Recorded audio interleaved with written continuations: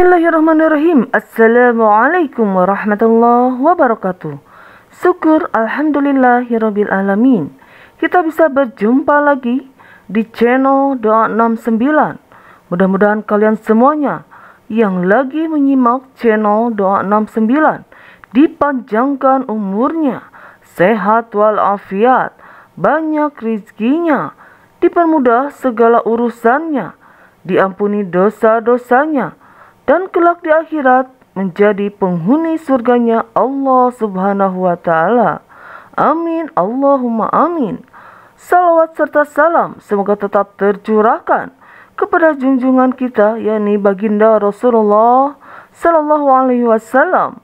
Allahumma salli ala Sayyidina Muhammad. Hai, kamu belum subscribe ya? Subscribe sekarang and like, comment, share, and subscribe pokoknya ya. Di balik keindahan surga dan kompleksitas alam semesta, terdapat sebuah pohon yang sangat istimewa, yakni Sidratul Muntaha. Pohon ini tidak hanya menjadi penanda akhir dari langit atau surga ketujuh, akan tetapi menandai batas yang tak dapat dilintasi oleh makhluk apapun, termasuk malaikat sekalipun. Namun, meskipun Sidratul Muntaha terletak di dekat surga, perlu diingat bahwa pohon ini bukanlah bagian dari surga yang diperuntukkan bagi makhluk. Dalam video ini, kita akan menjelajahi lebih dalam tentang Sidratul Muntaha dan apa yang membuatnya begitu istimewa. Kita akan membahas mengapa hanya Rasulullah Shallallahu Alaihi Wasallam yang diizinkan memasukinya, dan bagaimana pohon ini menjadi simbol batas antara dunia manusia dan surga. Selain itu, kita akan membahas beberapa momen penting yang terjadi di sekitar Sidratul Muntaha dan sungai surgawi yang mengalir di bumi. Sidratul Muntaha yang merupakan pohon batas antara surga dan dunia adalah sebuah tempat yang sangat istimewa. Namun, tidak semua orang diizinkan untuk masuk surga ini.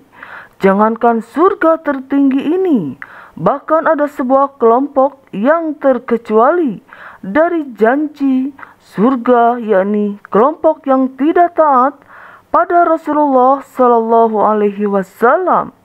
Dalam kitab Sahih Bukhari disebutkan dengan jelas bahwa setiap umat Nabi Muhammad Sallallahu Alaihi Wasallam akan masuk surga kecuali orang-orang yang enggan untuk mematuhi petunjuk beliau.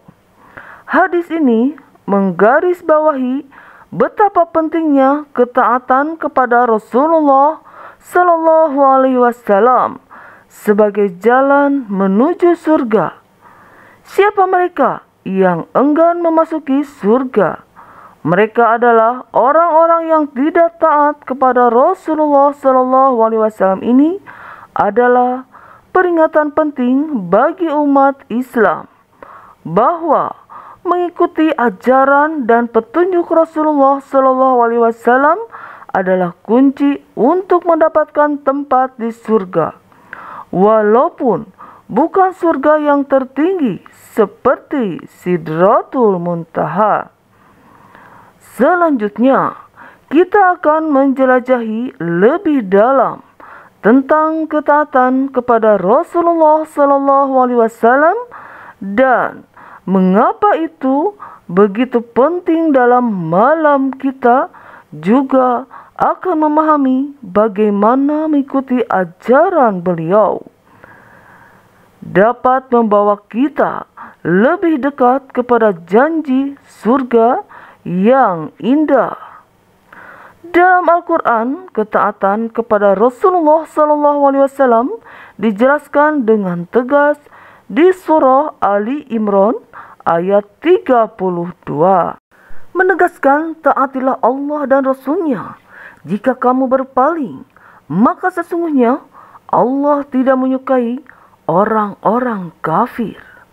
Ayat ini menggarisbawahi pentingnya taat kepada Rasulullah SAW sebagai bentuk ketaatan kepada Allah Subhanahu wa Ta'ala.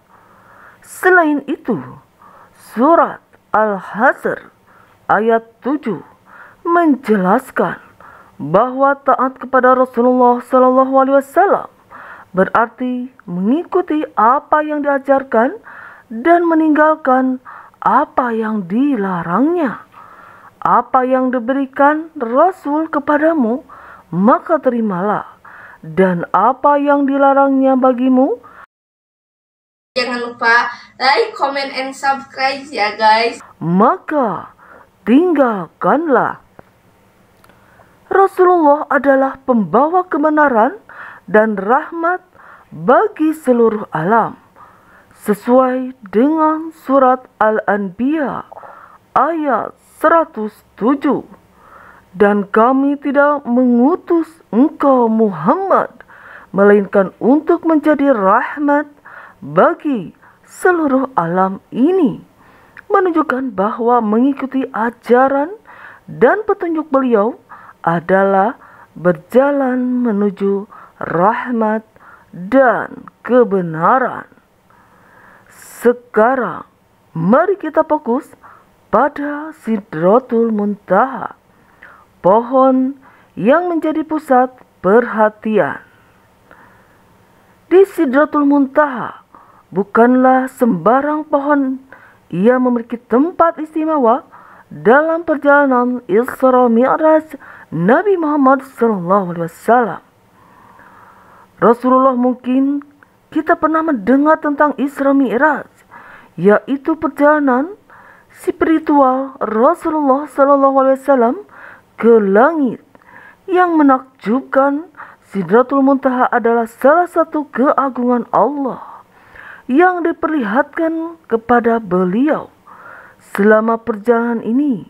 Dalam Al-Quran, istilah Siti atau Sidrah disebut dalam 4 ayat, yakni surat Saba ayat 16 dengan makna pohon bidara, surat Al-Waqiah ayat 28 dengan makna pohon bidara yang tidak berduri, serta surat An-Najm ayat 14 dan 16 yang juga bermakna pohon, namun hanya Allah yang mengetahui hakikatnya.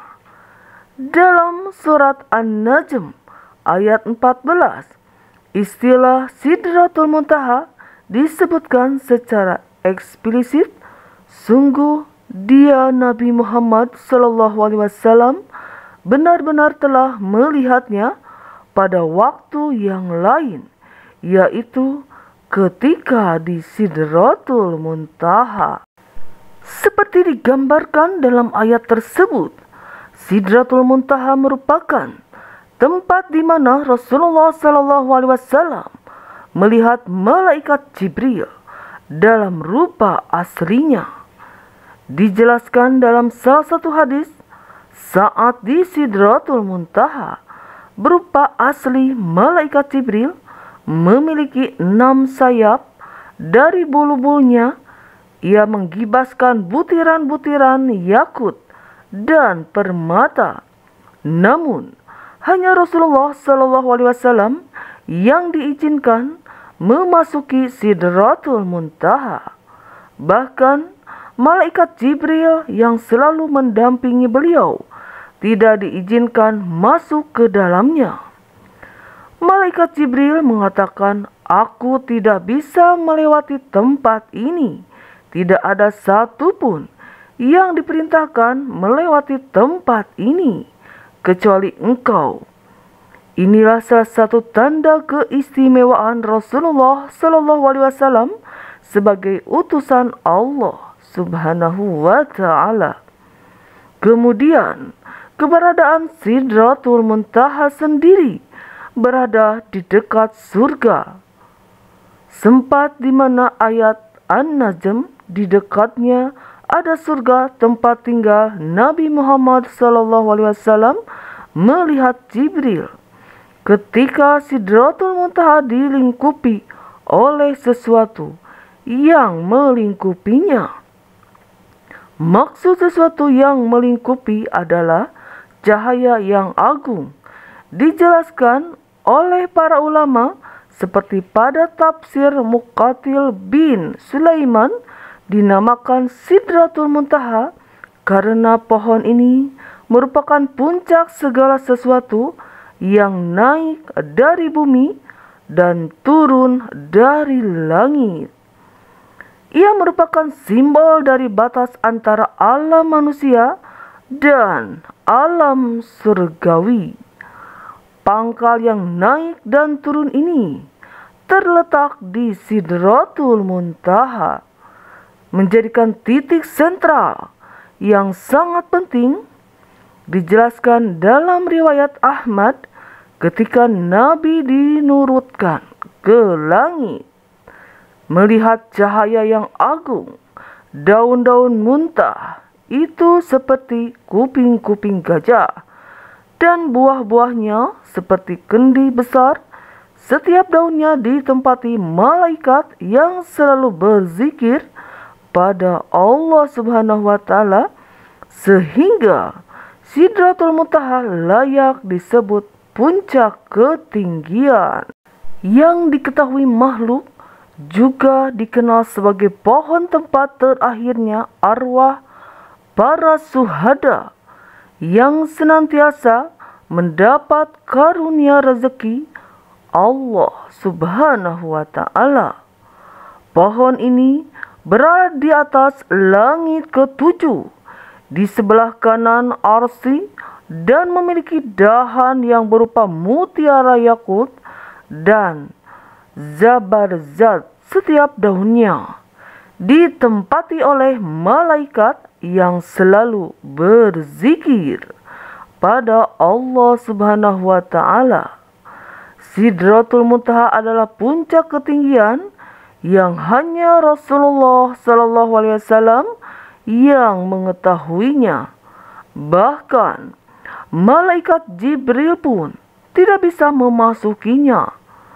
Selanjutnya, kita akan mengeksplorasi momen-momen penting yang terjadi di sekitar Sidratul Muntaha, seperti perintah salat 5 waktu dan pemberian wujud Allah kepada Rasulullah SAW setibanya di Sidratul Muntaha.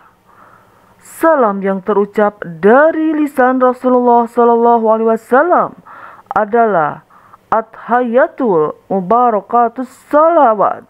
Lalu dijawab oleh Allah, Assalamualaikum warahmatullahi wabarakatuh. Dijawab lagi oleh Rasulullah SAW, Assalamualaikum, dan aku memilih susu. Disampaikan kepadaku, sudah benar, melaluimu Allah telah menempatkan untukmu sesuai fitrah. Di sana pula Rasulullah mendapat perintah salat 50 waktu yang diusulkan Nabi Musa untuk dikurangi, hingga akhirnya ditetapkan 5 waktu. Meski hanya 5 waktu, tetapi keutamaan dan keunggulannya menandingi 50 waktu.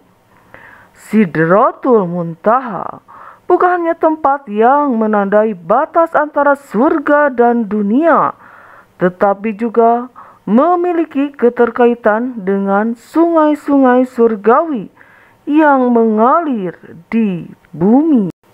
Dalam bagian ini, kita akan menjelajahi sungai-sungai ini yang bersumber dari Sidratul Muntaha dan mengapa mereka memiliki makna yang penting dalam Islam. Ketika Rasulullah Shallallahu Alaihi Wasallam melakukan perjalanan Isra Mi'raj, salah satu pemandangan yang menakjubkan adalah keberadaan sungai surga. Dikisahkan bahwa ada 4 sungai yang keluar dari Sidratul Muntaha dan 2 diantaranya mengalir di bumi.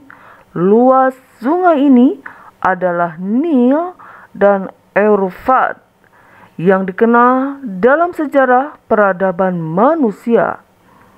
Hal ini dikisahkan dalam hadis berikut, kemudian diperlihatkan kepada mengaku Sidratul Muntaha yang ternyata bentuknya seperti kubah. Dengan daun jendelanya laksana telinga-telinga gajah. Di dasarnya ada 4 sungai yang berada di dalam disebut batinan dan di luar disebut sakhiron. Aku bertanya kepada Jibril, maka dia menjawab, adapun batinan berada di surga, sedangkan sakhiron adalah Nil dan Efrat. 2 nama sungai di surga mengutip buku Isra Mi'raj karya Ibnu Hajar Al-Asqalani dan Imam Ash-Shutuhi. Dalam hadis riwayat Muslim disebutkan Sihun, sungai Nil dan Eufrat termasuk sungai-sungai surga. Maksud hadis tersebut, di bumi terdapat 4 sungai yang bersumber dari surga. Keempat sungai tersebut memang benar-benar ada di bumi, yaitu sungai Nil dikenal dengan Mesirnya, Eufrat dengan peradaban masa kini, sementara Sayhan dan Jaihan disebut ada di Turki. Memang tidak ada riwayat yang menyatakan bahwa sungai Sihun dan sungai Jihan bersumber dari akar Sidratul Muntaha. Yang disebutkan bersumber dari sana artinya ada 2 sungai surga yang tampak samar yang disebutkan hadis. Imam Nawawi menjelaskan bahwa sungai Nil dan Eufrat bersumber dari surga. Keduanya keluar dari akar pohon Sidratul Muntaha lalu mengalir kemana saja sesuai kehendak Allah Subhanahu wa Ta'ala. Selanjutnya, kedua sungai ini mengalir turun ke bumi dan mengalir di sana. Akhirnya keluar dari dalam bumi sebagai mata air. Akhirnya kita telah menjelajahi makna dan signifikansi dari Sidratul Muntaha, pohon yang menjadi penanda akhir surga ke-7 dan batas antara dunia manusia dengan alam surgawi. Kita juga telah memahami mengapa ketaatan kepada Allah dan Rasulullah SAW adalah kunci untuk memasuki surga yang dijanjikan, walaupun bukan surga yang tertinggi.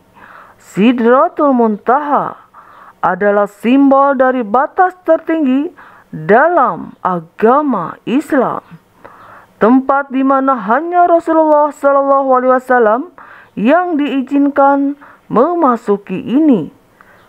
Ini adalah salah satu misteri terbesar dalam agama. Sahabat doa 69 yang insya Allah dirahmati oleh Allah Subhanahu wa Ta'ala.